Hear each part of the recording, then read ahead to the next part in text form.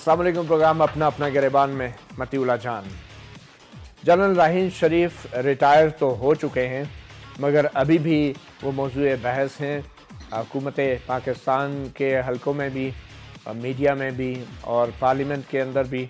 Senate के chairman रज़ा रब्बानी ने वज़ीर दिफ़ा ख्वाजा आसिफ से पूछा था कि बताया जाए कि जनरल राहील शरीफ ने हाल ही में जो सऊदी अरब का दौरा किया था तो क्या उसका मकसद सिर्फ उम्रा था या फिर जो 39 इस्लामी ममालिक का एक फ़ौजी इत्तेहाद है, एक कोलिशन है, एक अलायंस है, उनकी सरबराही करने के हवाले से जो उनको पेशकश सऊदी हुकूमत की तरफ से की जा रही थी, वो भी कोई ऐसा मामला था। और क्या जनरल राहील शरीफ ने अगर ये पेशकश कबूल की है इस इत्तेहाद की, इस फ़ौजी इत्तेहाद की सरबराही की, तो क्या हुकूमत पाकिस्तान ने उनको इस बात की इजाज़त दी है या नहीं, और उसके कवायद क्या हैं, ज़वाबित क्या है।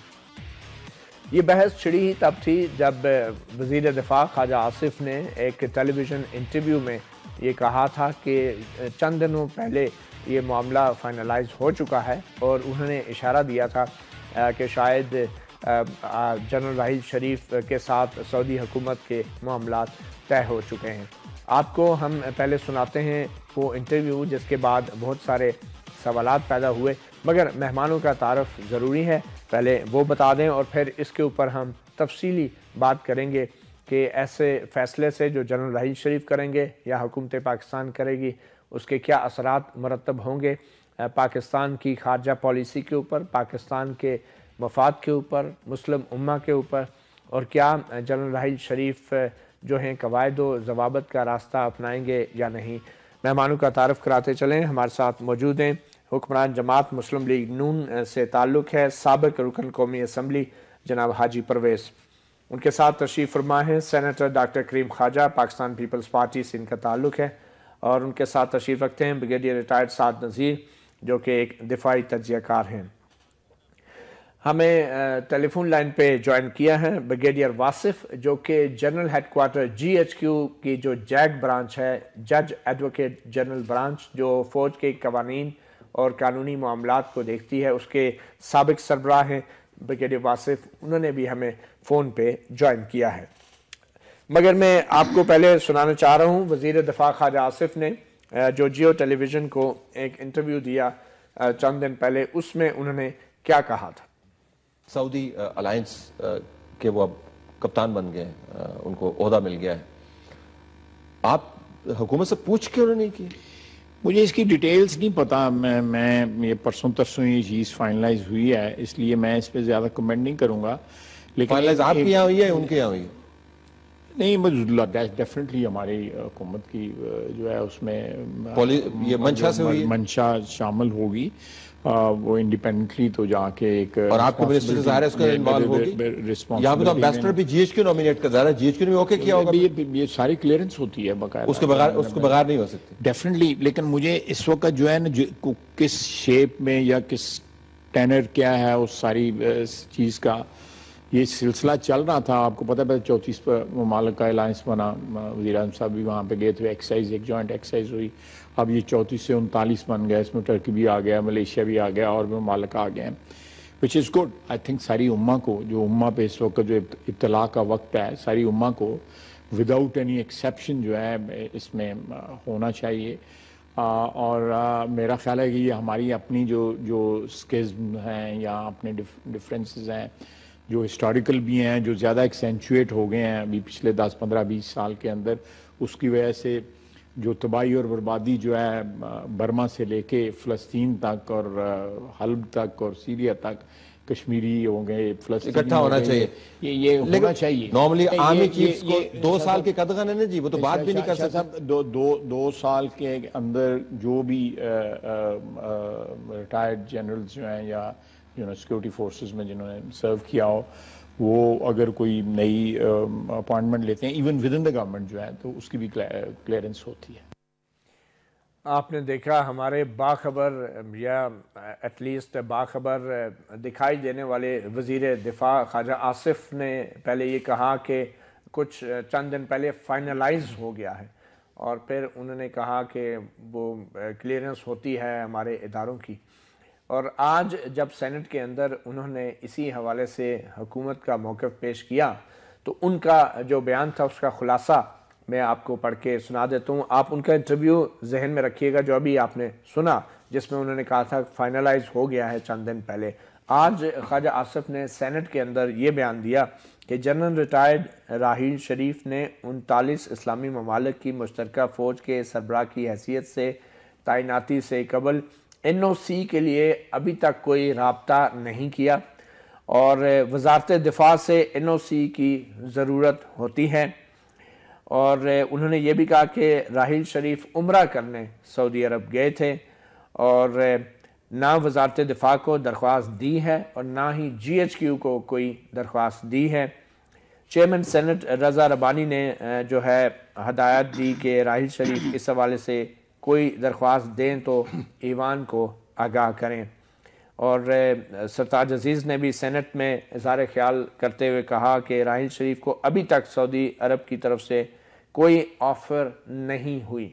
یہ ایک انفارمیشن ہے جو کہ مشیر خارجہ نے سینٹ میں دی ہے کہ ابھی تک آفر ہی نہیں ہوئی، جبکہ وزیر دفاع کا یہ کہنا ہے کہ وہ عمرہ کرنے گئے تھے اور 2 دن پہلے واپس آ چکے ہیں.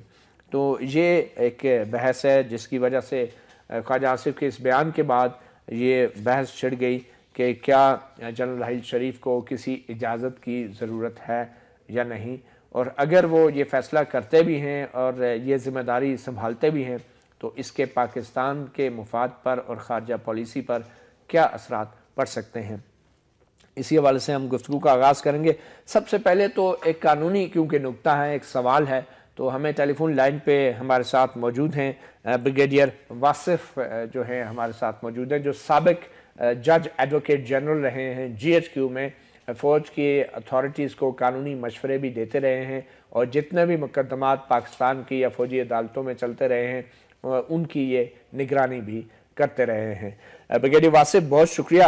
پہلے تو ہمیں قانونی پوزیشن تھوڑا واضح کر دیں، کیونکہ ہمیں جو بتایا گیا ہے کہ آرمی ریگولیشن ہے اور ان ریگولیشن کا جو سیکشن 322 ہے اس میں بڑے واضح انداز میں یہ کہا گیا ہے. اگر میں پڑھ دوں اور آپ میری تصحیح کریں اگر یہ غلط ہے، کہ 322 کے مطابق قبل از ریٹائرمنٹ جو LPR ہے، چھٹی حاصل کرنے والے افسران اور جوانوں کو سرکاری، نیم سرکاری اور نجی اداروں میں ملازمت کے لیے درج ذیل حکام کی اجازت لینا ضروری ہوتی ہے. قبل از ریٹائرمنٹ پاکستان کے اندر ملازمت کے لیے افسران کو چیف آف آرمی سٹاف کی اجازت چاہیے اور جوانوں کو ریجمنٹ کمانڈنٹ یا پھر متعلقہ کور سینٹر کی اجازت چاہیے. اور پاکستان سے باہر جو کہ LPR پہ یا قبل از ریٹائرمنٹ کے افسران و جوان ہوتے ہیں، غیر ملکی حکومت یا ایجنسی جو پاکستان میں بھی موجود ہو، اس میں ملازمت کے لیے افسران کو director general welfare and rehabilitation AG branch GHQ کی اجازت چاہیے اور جوانوں کے لیے ریجمنٹ کمانڈنٹ یا کور سینٹر جو متعلقہ ہے اس کی اجازت لینا لازمی ہے. اسی طرح جو ریٹائر ہو جاتے ہیں اور ریٹائرمنٹ کے فوراً بعد جو 2 سال کا ایک عرصہ ہوتا ہے، اس حوالے سے رول 322A ہے اور اس رول 322A کے مطابق بعد از ریٹائرمنٹ نوکری کے لیے پاکستان کے سرکاری اداروں میں کسی اجازت کی ضرورت نہیں. سرکاری اداروں میں اور پاکستان کے سرکاری اداروں میں کسی اجازت کی ضرورت نہیں. تاہم پاکستان میں غیر سرکاری اور کاروباری ادارے میں ملازمت کے لیے افسران کو آرمی چیف کی اجازت لینا ضروری ہے اور ان کے بعد ریٹائرمنٹ کے 2 سال پورے نہ ہوئے ہوں تو خاص کر یہ اجازت ضروری ہوتی ہے، جبکہ جوانوں کو کسی اجازت کی ضرورت نہیں بے شک 2 سال پورے نہ ہوئے ہوں. پاکستان سے باہر غیر ملکی حکومت یا ایجنسی کے ساتھ ملازمت کے لیے افسران کو director general welfare and rehabilitation AG branch GHQ کی اجازت چاہیے ہوتی ہے اور جوانوں کو ریجمنٹ کمانڈنٹ یا متعلقہ کور سینٹر کی اجازت لینا لازمی ہے. یہ 322A سے تو لگتا ہے کہ جنرل راحیل شریف پر یہ 322A کا رول لاگو ہوتا ہے کہ ابھی 2 سال پورے نہیں ہوئے تو ان کو director general welfare and rehabilitation AG branch GHQ کی اجازت چاہیے ہوگی غیر ملکی ایجنسی یا حکومت کے ساتھ کام کرنے کے لیے. اور جو اس کی سزا ہے اگر کوئی اجازت نہیں لیتا افسر تو وہ محض اتنی ہے کہ قواعد کے مطابق اجازت نامہ نہ لینے کی صورت میں وفاقی حکومت متعلقہ افسران یا جوان کی ایک خاص مدت کی پینشن ضبط کر سکتی ہے اگر وہ چاہے تو، ورنہ شاید نہ چاہیں تو نہ بھی کرے تو حکومت کی ثوابدید ہے. تو یہ تو قوانین ہیں بریگیڈیئر واصف صاحب. تو اس حوالے سے آپ کیا کہیں گے کہ اگر جنرل راحیل شریف نے بطور آرمی چیف اجازت نہیں مانگی تو کیا یہ قوانین جو ہیں آرمی چیف پہ بھی لاگو ہوتے ہیں؟ اور افسران تو آرمی چیف سے اجازت لیتے ہیں، تو کیا آرمی چیف کو بھی وفاقی حکومت سے اجازت لینا پڑے گی غیر ملکی حکومت کے ساتھ کام کرنے کے لیے یا باہر ملک میں ملازمت کے لیے؟ چلے جان صاحب، بات یہ ہے کہ اس وقت یہ جو آپ کے سامنے پروویژنز ہیں یہ بڑی واضح ہیں، اور یہ جب ہم اس کو پورا تناظر میں دیکھتے ہیں کہ یہ پروویژنز آرمی ایکٹ کے تحت سیکشن 176A جو ہے فیڈرل گورنمنٹ کو الاؤ کرتا ہے کہ وہ ریگولیشن بنائے ایسے معاملات کو دیکھنے کے لیے.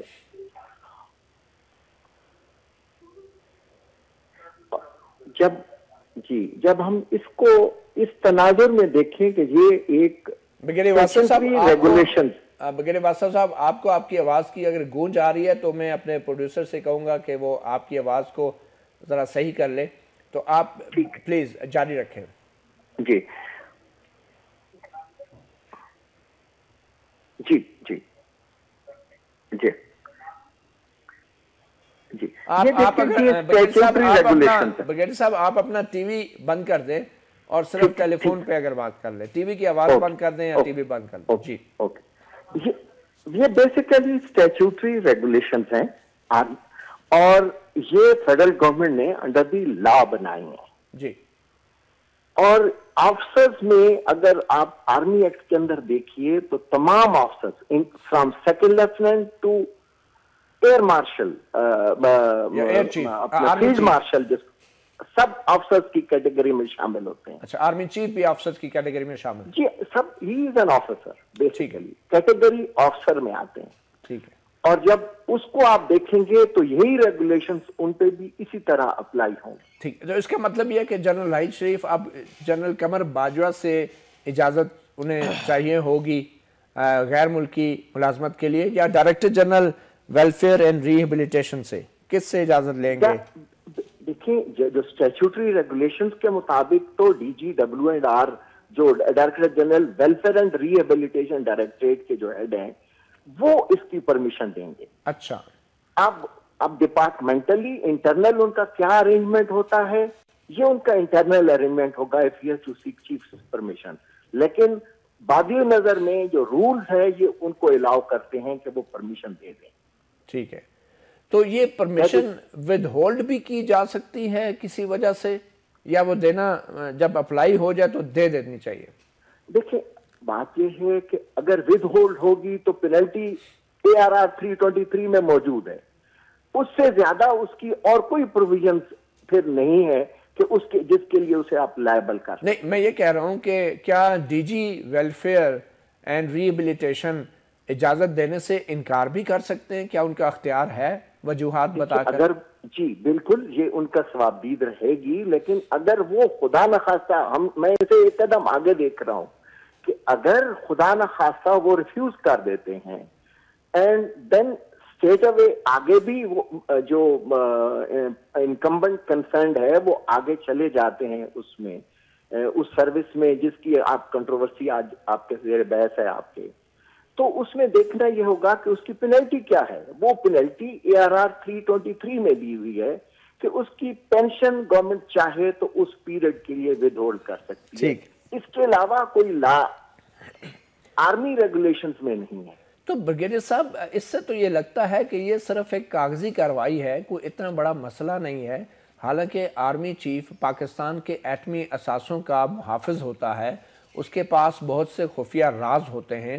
تو فوجی افسران سب پہ کوئی ایسا قانون لاگو نہیں کہ وہ پاکستان چھوڑ کر کچھ عرصے کے لیے نہ جائیں، جیسے ہمارے ISI کے جو سربراہان ہیں ان کے لیے کوئی ایسا قانون نہیں کہ وہ فوری طور پہ باہر جا کے کوئی ملازمت اختیار نہ کریں، اور خاص کر اس 2 سال کے عرصے کے لیے جو کہ ایک مقرر ہوتا ہے خاص. لیکن وسیع اللہ جان صاحب، میں اس زاویے میں کہ اس کے پیچھے کیا محرکات ہونا چاہیے یا کیا کیا کنسیڈریشنز ہونا چاہیے وہ تو اسٹیٹ یا فیڈرل گورنمنٹ کی ذمہ داری ہو جاتی ہے. میں اس پہ کوئی کمنٹ نہیں کرنا چاہوں گا. کوئی قانون ایسا نہیں ہے کہ حساس عہدوں پر جو لوگ فائز رہے ہوں ان کو پاکستان سے کچھ عرصے کے لیے نہیں جانا چاہیے یا غیر ملکی اداروں میں ملازمت نہیں کرنا چاہیے؟ کوئی ایسا قانون نہیں ہے اس وقت آرمی ایکٹ میں؟ دیکھیں اس قسم کا کوئی آرمی ایکٹ نہیں ہے، لیکن آفیشل سیکرٹ ایکٹ کے تو وہ پابند ہیں. آفیشل سیکرٹ ایکٹ تو انہوں نے ہر مہینے جب سروس میں ہوتے ہیں تو سائن کرنا ہوتا ہے یہ سرٹیفکیٹ کہ انہوں نے آفیشل سیکرٹ ایکٹ کو پڑھا ہوا ہے، اور اس کے اندر کئی پروویژنز ہیں کہ اگر ان دی پروسیس ان کے سامنے کوئی ایسی چیز آئی ہے جو کہ آفیشل سیکرٹ ایکٹ کی وائلیشن ہے تو اس کی پینلٹیز اس ایکٹ میں موجود ہیں. ٹھیک ہے، لیکن پھر یہ دیکھنا یہ ہوگا کہ کیا ان دی پروسیس وہ جرم ہوا ہے یا نہیں ہوا، وہ ایک علیحدہ پھر بحث ہو جائے گی. ٹھیک ہے بغیر صاحب ہمارے ساتھ رہیں. بہت سے اہم سوالات ہیں جو ہم بریک کے بعد بھی آپ سے ہی شروع کریں گے پھر، کیونکہ ہمارے پاس دوسرے مہمان بھی ہیں، مگر ہم آپ سے پہلے بات مکمل کرنا چاہیں گے. جنرل مشرف کے حوالے سے سوالات ہیں، جنرل جہانگیر کرامت کے حوالے سے سوالات ہیں جو یقینی طور. Welcome back. اپنا گریبان میں ہمارے ساتھ موجود ہیں بریگیڈیئر ریٹائرڈ واصف جو کہ جی ایچ کیو کے جج ایڈوکیٹ جنرل رہے ہیں، سابق جج ایڈوکیٹ جنرل ہیں اور فوج کے قانونی معاملات پر گہری نظر رکھتے ہیں. بریگیڈیئر صاحب آپ سے بات ہو رہی تھی، آپ نے کہا کہ کسی قسم کی امپلائمنٹ غیر ملکی اداروں یا ایجنسیوں کے ساتھ، تو کیا اس سے مراد وہ کانٹریکٹ بھی ہیں جو ہمارے army chief general Pervez Musharraf نے بطور آرمی چیف غیر ملکی پبلشرز کے ساتھ کیے اپنی کتاب چھاپنے کے لیے، اور اس سے جو رائلٹی حاصل ہوئی، جو پیسے کمائے، کیا اس کے لیے بھی کسی اجازت کی ضرورت تھی؟ اور وہ کتاب چھاپنے کے لیے بھی اور اس سے جو انکم جنریٹ ہوئی اس کے لیے بھی کوئی اجازت لی گئی، دی گئی اور ہونی چاہیے تھی؟ دیکھیں مطیع اللہ جان صاحب، وہ ان کی بیسیکلی آٹو بایوگرافی تھی جو میری نظر سے وہ کتاب گزری ہے، جس حد تک میں نے اس کو دیکھا ہے اس میں کئی چیزیں اگرچہ انہوں نے اپنی اس سوانح عمری جو تجربات تھے زندگی کے، انہوں نے ان حصوں کو بھی ٹچ کیا ہے جو کہ انہوں نے آفیشل کیپیسٹی میں کسی انداز میں کہیں نہ کہیں کچھ کیا تھا. مناسب تو یہ تھا کہ ان معاملات پہ اگر وہ کسی طریقے سے کسی ڈفرینٹ انداز میں اس کو ایکسپریس کرتے تو زیادہ مناسب تھا، لیکن کیونکہ وہ انہوں نے اس وقت کیا اور ان لوگ کسی آدمی نے بھی اس کے اوپر کوئی انگلی نہیں اٹھائی، اگرچہ اس میں کئی چیزیں ایسی ہیں جن آپ نے بھی نہیں اعتراض کیا. آپ اس وقت جی ایچ کیو میں نہیں تھے؟ نہیں، میں تو 2005 میں ریٹائر ہو چکا تھا. کتاب بعد میں؟ جی کتاب یہ بعد میں آئی ہے. تو آپ سمجھتے ہیں کہ وہ آفیشل سیکرٹ ایکٹ کی خلاف ورزی کی جنرل مشرف؟ دیکھیں اس میں کئی حصے، کئی جزیات اس کے ایسے ہیں جو کہ شاید نہیں آنے چاہیے تھے. اب اس کے علاوہ رہ جاتا ہے ان کے جو کانٹریکٹس تھے جو انہوں نے ارننگ کی، جو لاکھوں ڈالر کمائے اس کتاب سے، کیا اس کے لیے بھی اے جی برانچ یا ڈائریکٹر ویلفیئر کی کوئی اجازت لی گئی؟ اب لی گئی بارے میں کچھ نہیں کہہ سکتا. لینا چاہیے تھی یا نہیں یہ ایک ڈفرنٹ ایشو ہے، اور مناسب یہ تھا کہ اگر کیونکہ فائنینشیل گینز اس میں انوالو تھی، اور جب ہم ایجنسی، فورن ایجنسی کی ڈیفینیشن میں جاتے ہیں اسی آر آر کے اپینڈ جو کی گئی ہے، تو پھر ہمیں کچھ نہ کچھ یہ ملتا ہے کہ یہ چیز اس ایجنسی کے زمرے میں آ جاتی تھی اور اس کی اجازت ہونی چاہیے تھی. ٹھیک ہے. اچھا، جو جنرل مشرف نے ریٹائرمنٹ کے بعد برطانیہ اور امریکہ کی یونیورسٹیوں میں لیکچر دے کے ڈالر کمائے، کیا اس کے لیے بھی اجازت لینی چاہیے تھی انہیں؟ اب اس میں مجھے نہیں پتا کتنے 2 سال کے بعد کیے تھے یا 2 سال کے اندر کیے تھے، کیونکہ ریٹائرمنٹ تو ان کی ایز اے پریزیڈنٹ ہو چکی تھی. جی اس کے بعد وہ باہر بھی گئے تھے اور لیکچرز بھی دیے انہوں نے یونیورسٹیوں میں. اب یہ بیسیکلی یہ رولز کا اطلاق ان پہ اس وقت تک تھا as long as he was subject to army act, جب تک وہ یونیفارم میں تھے. جو ہی وہ ریٹائر ہو گئے اس سے 2 سال کا آپ نے پیریڈ لینا ہے. نہیں، اس 2 سال کے اندر جو وہ لیکچر دے کے کماتے رہے، اس 2 سال کے اندر کیا اس کے لیے انہوں نے اجازت لینی چاہیے تھی؟ اس کے لیے لینی چاہیے تھی. اچھا، اب یہ بتائیں، جنرل اسلم بیگ ایک اور ہمارے آرمی چیف تھے، انہوں نے ایک این جی او کھولی تھی فرینڈز کے نام سے. Non profit organisation, private. जी, जी। तो क्या उसके लिए आपको कुछ याद है कि इजाजत ली गई थी या उन्हें भी लेनी चाहिए थी? मेरी नजर से ये नहीं गुजरी ऐसी कोई डॉक्यूमेंट। अब ये देखना ये है कि ये फ्रेंड्स क्या इसके स्कोप क्या है। फ्रेंड्स एक थिंक टैंक था, जनरल असलम बेग साहब का थिंक टैंक था जो रावलपिंडी में जिसका मेन ऑफिस था। मैं उस पर कमेंट नहीं कर पाऊंगा क्योंकि जब तक मुझे उसके स्कोप ऑफ वर्क का ना पता हो मैं ठीक है। अच्छा, फिर जनरल जहांगीर करामत जो कि एम्बेसडर रहे पाकिस्तान के, और उसके बाद उन्होंने अमेरिका के एक ब्रुकिंग्स जो है एक थिंक टैंक है, वहाँ पे उन्होंने एसोसिएट रिसर्च के फेलो के तौर पे काम किया। क्या उसके लिए भी उन्हें एम्बेसडर से छोड़ने के बाद ऑब्वियसली उन पे भी 1-2 साल का अरसा होता है, तो वो उसके लिए भी उन्हें फेडरल गवर्नमेंट से इजाजत लेनी चाहिए थी? अब देखें, जहां तक ये रेगुलेशंस है, ये रेगुलेशन उन पे लागू नहीं थी क्योंकि वो रिटायर बहुत पहले हो चुके थे। ठीक है, हाँ। तो ये फिर इस पे इस हद तक मैं इस पे कमेंट नहीं करूंगा कि उनको लेना चाहिए था या नहीं। चले, बहुत शुक्रिया ब्रिगेडियर वासिफ, आपने हमें बहुत वक्त दिया और बहुत सी अच्छी मालूमात भी दी। बहुत शुक्रिया आपने अपना गिरबान को वक्त देने का।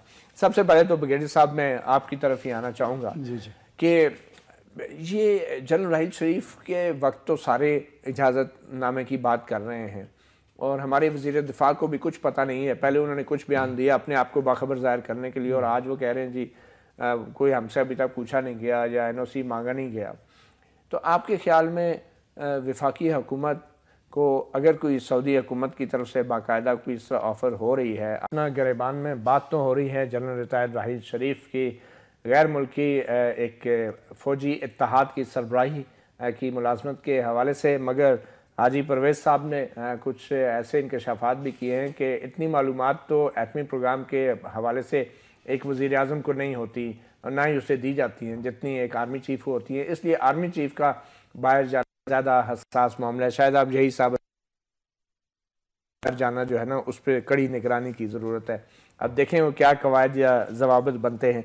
ब्रिगेडियर रिटायर्ड साद नज़ीर साहब, मैं वापस आऊँगा कि हम कितना कवायद और ज़वाबित को फॉलो करते हैं। जनरल परवेज़ मुशर्रफ ने जब एक बतौर आर्मी चीफ, बतौर चीफ एग्जीक्यूटिव किताब छापी, ब्रिगेडियर वासिफ को आपने सुना, उन्होंने कहा कि बहुत सी ऐसी बातें थी जो उनको नहीं करनी चाहिए थी। उन्होंने ये तो नहीं कहा कि ऑफिशियल सीक्रेट एक्ट की वायलेशन हुई, मगर उन्होंने इशारतन ये बात कर दी क्योंकि अभी उन्होंने रहना है पाकिस्तान में। मगर जनरल मुशर्रफ ने जब ये किताब छापी और उसके बाद बाहर की यूनिवर्सिटीज़ में लेक्चर भी देते रहे, तो इस किताब के हवाले से आप नहीं समझते कि बहुत सी चीज़ें ऐसी थी और फिर ये किताब बेची भी गई? कुछ उसके बारे में आप बताना चाहेंगे?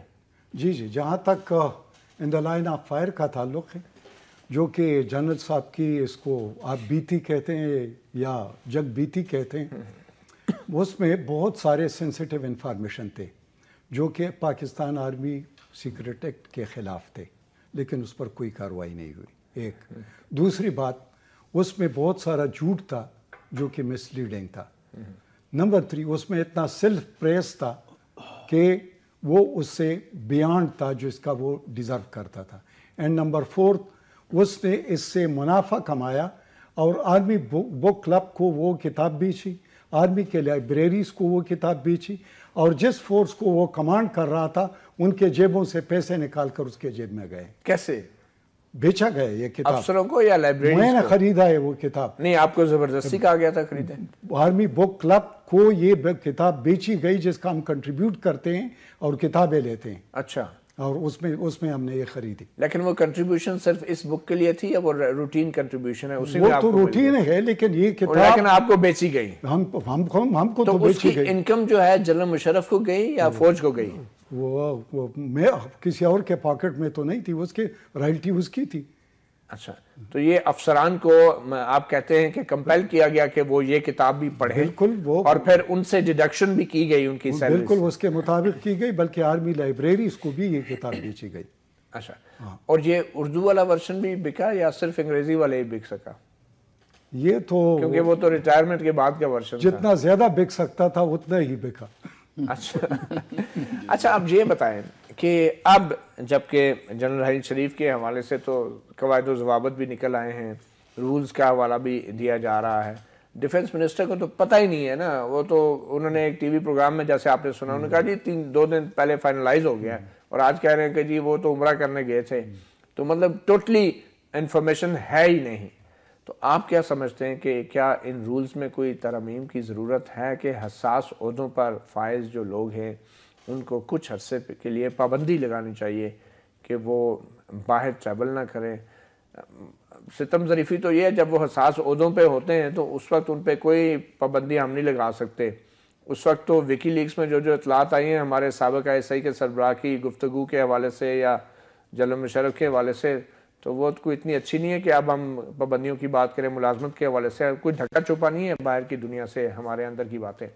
تو آپ کے خیال میں کوئی اس طرح کی پابندی ہونی چاہیے یا ہے فوج کے اندر کہ حساس اداروں کے لوگ ٹریول نہیں کر سکتے باہر ریٹائرمنٹ کے بعد؟ دنیا میں صرف پاکستان نہیں ہے جس کے پاس حساس قسم کے ایسٹس ہیں یا ان کے ساتھ معلومات ہیں. یہ روس کے ساتھ بھی ہے, امریکہ کے ساتھ بھی ہے, فرانس کے ساتھ بھی ہے, بہت سارے ان کے ساتھ, انڈیا کے پاس ساتھ بھی ہے, اور وہاں پر بھی ایسی کوئی پابندی نہیں ہے. ایک دوسری بات یہ ہے کہ یہ جو سینسیٹیو معلومات ہوتے ہیں تو آپ یہاں سے کسی کو سائنسدان کو اٹھا لیں, غائب کر دیں. جب روس ٹوٹا اس کے بعد تقریباً 5000 کے لگ بھگ سائنسدان تھے جو کہ مختلف کنٹریز نے ان کو خرید لیا اور چلے گئے. ایک دوسری بات یہ کہ جس معلومات حاصل کی ہے اس نے کوئی جائز طریقے سے حاصل نہیں کیے, ناجائز طریقے سے. مجھے یہ بتائیں نا کہ کیا پابندی ہونی چاہیے پاکستان کے جو حالات ہیں؟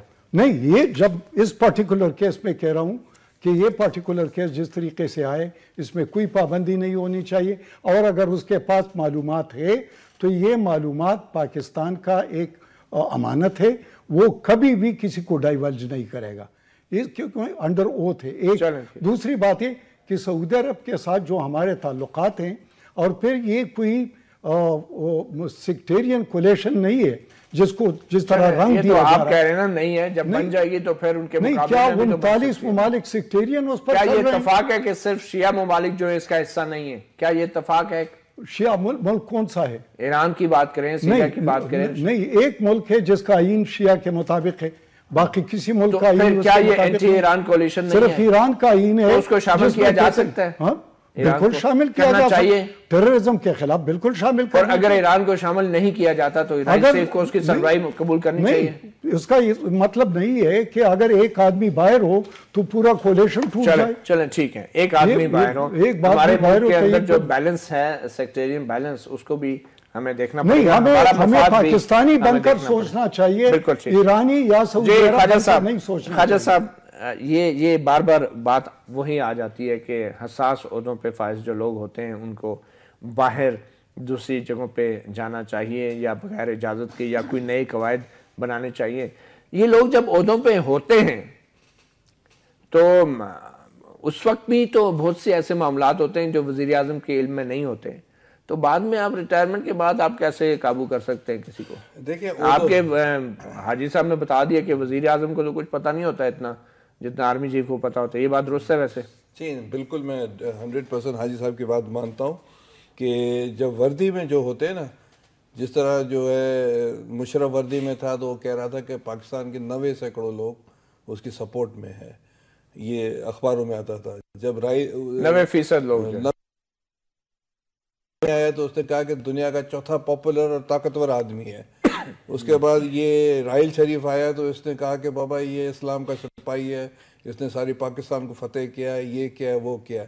جب یہ دہشت گردی کے خلاف نہیں, میں بات کر رہا ہوں دہشت گردی کے خلاف انہوں نے بہت اچھے کام کیے ہوں گے, بہت سے کام اس نے ہوں گے. کیا ابھی بھی آپ کو شک ہے کوئی؟ نہیں بالکل, کیا شک کی کیا بات ہے, کمنٹ ہو سکتا ہے.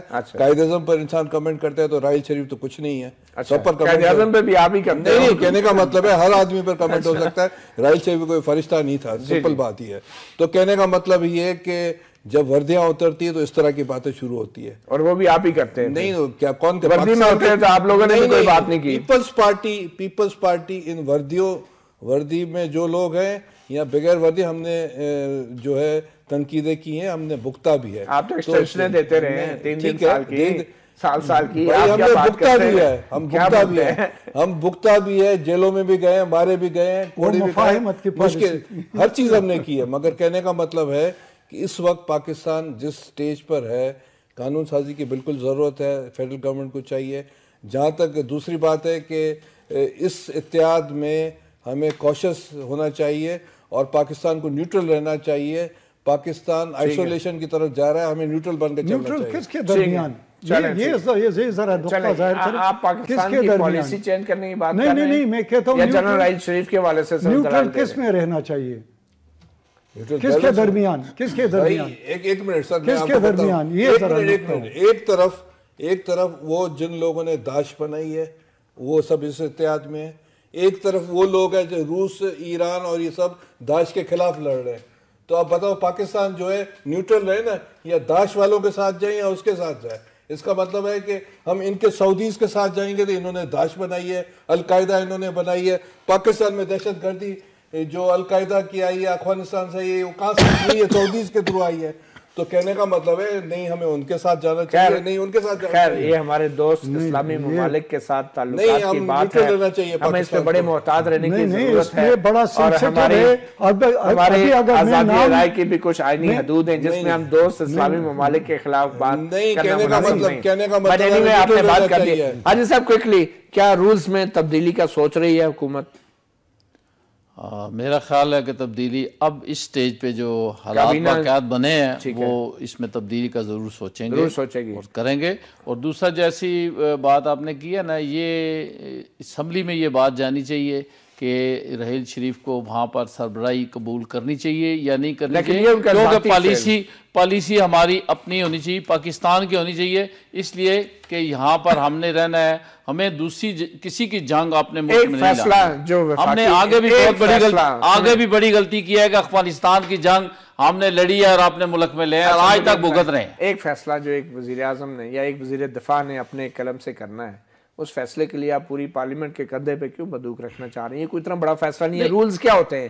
رولز کے اوپر آپ پارلیمنٹ میں کا اجلاس بلائیں گے، یہ رولز تو آپ نے بنانے ہیں. اس کو خد و پارلیمنٹ میں آنا چاہیے، وہاں پر ڈیبیٹ ہونی چاہیے جہاں پر کلیئر ہو. یہ تو پھر آرمی ایکٹ میں ترمیم کی ضرورت ہے. نہیں آرمی ایکٹ میں نہیں، یہ رولز ہے، معمولی چیز ہے. آپ بنا سکتے ہیں رول تو معمولی چیز ہے. تو ہمیں اپنے فورسز یونائٹڈ نیشن امن مشن میں نہیں بھیجنا چاہیے، اس لیے کہ جاوید قمر باجوہ، جنرل بکرم سنگھ کے انڈر کمانڈ رہ چکے نیشن اور چیز ہے، راحیل شریف صاحب کی ملازمت اور چیز ہے. آپ کیا بات کر رہے ہیں؟ نہیں، اس کے انڈر کمانڈ رہ چکے انڈین جنرل سے کمانڈ رہ چکے ہیں. یونائٹڈ نیشن اور چیز ہے.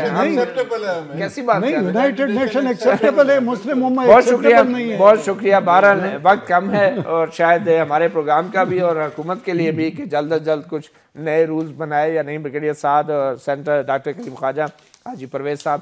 جنرل راحیل شریف اب ریٹائر ہو چکے ہیں، بہت سے فیصلے انہیں ذاتی حیثیت میں کرنے ہیں، مگر بطور آرمی چیف جن معاملات پر وہ سعودی